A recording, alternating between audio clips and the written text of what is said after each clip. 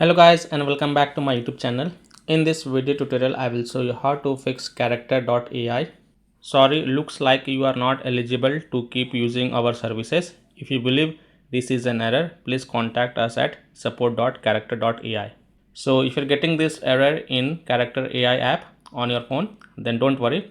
Then you are not the only one. Many users are facing this error, and this error generally occurs when they face the online server issues.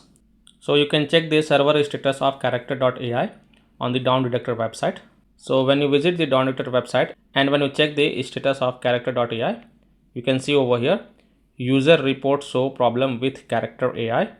We scroll down and you can see the graph over here, August 12, 2026, and so many users have reported this problem. Almost 1654 users are facing this problem. So if you find that the server status is down, having outage or under any kind of maintenance or outage, then you can't do anything. You have to just wait for the server status to get back online and the error will get resolved by itself.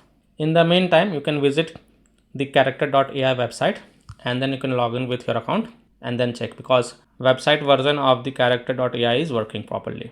So in the meantime, you can try character.ai website. However, you can also try other fixes mentioned in this video. You can simply force stop the Character AI app. So simply tap and hold the app icon, then tap in app info, then tap on force stop and confirm it, then go back, launch the app and check.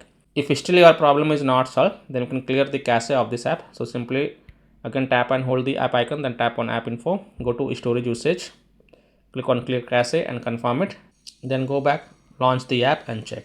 You can also try to connect to VPN. So you can install any VPN from the Play Store and then install it, and after installing the VPN, launch it and then connect to a different location than your current location and then launch the Character AI app and check if your problem is solved or not.